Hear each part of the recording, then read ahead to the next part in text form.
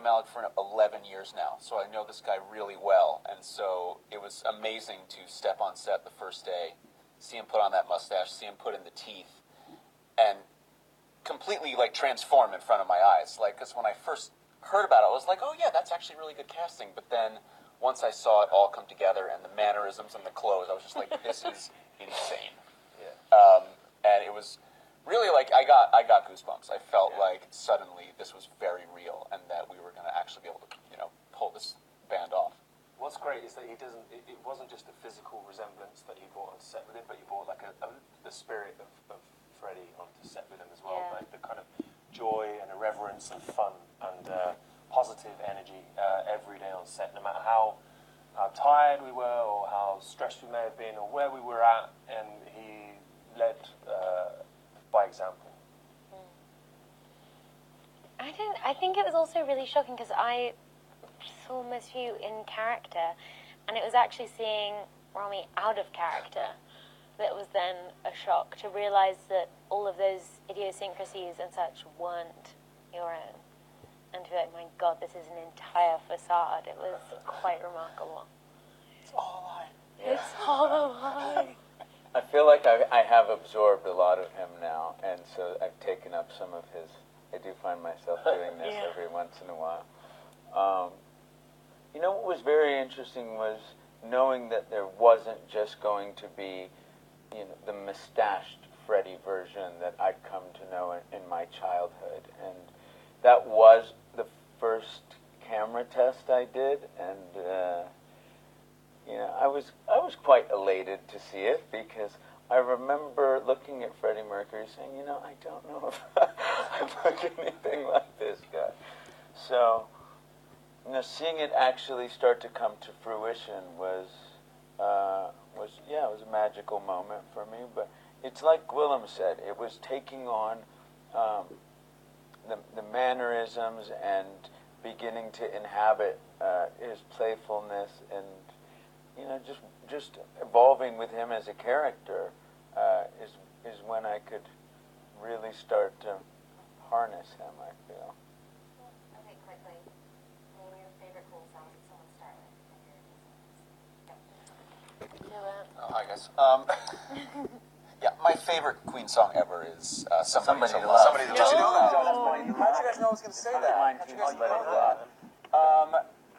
Yeah, and obviously Bohemian Rhapsody is this epic masterpiece, but I always just felt like Somebody to Love was sort of equally grandiose, but a little more accessible, and the lyrics sort of always just touched me a little bit more, and just feeling that, like, angst of wanting to belong and wanting, you know, that kind of love.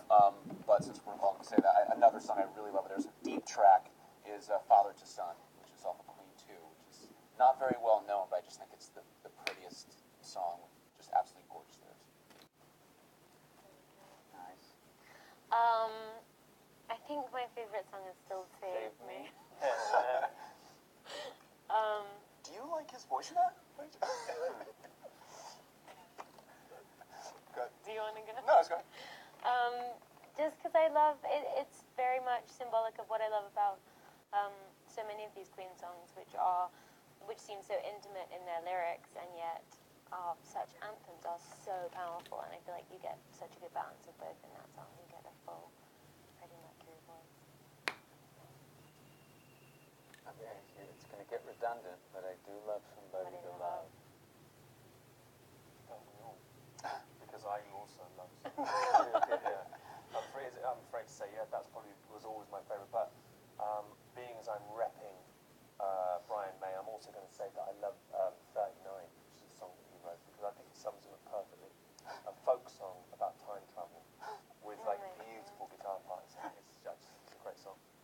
Okay. Okay, guys. What were the hardest songs to play, and what was your favorite song?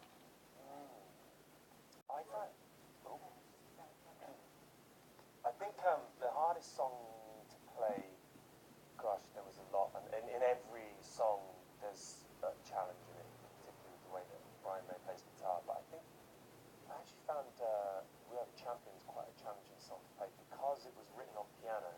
It doesn't kind of translate that easily to guitar, so just in terms of the technical challenge, I found that quite difficult.